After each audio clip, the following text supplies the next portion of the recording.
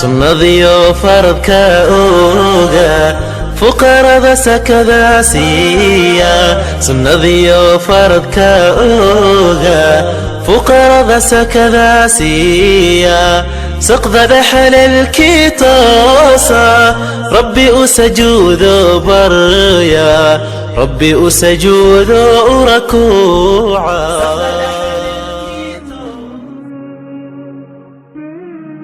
السلام عليكم والعليال واتحنهيني صدن حديث حلقة دي سكوبي لبعضنا.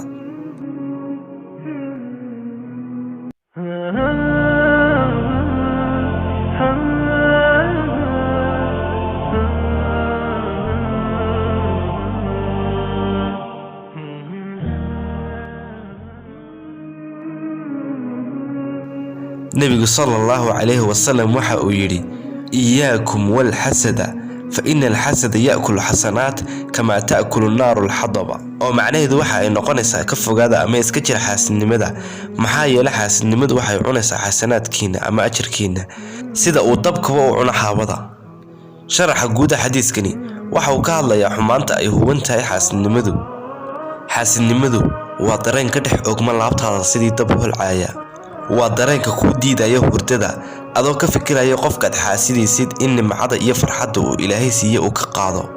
waa dareenka ku diidaya inaad wanaag badan sameeysid. waxa kale oo Nabigu sallallahu alayhi wasallam uu yiri xaasidnimada iyo iimaanku qalbiga bini'aadamka ma wada gali karaan. sidoo kale Nabigu sallallahu alayhi wasallam wuxuu yiri sifaadka kuwa jannada galaya waxa kamid ah dad niyadoodu saafi tahay oo aan xaasidnimo ku jirin. إلهي وحين كوضا برينا إنانو نقدق كوا وحاسدا. واد mahadsantihiin.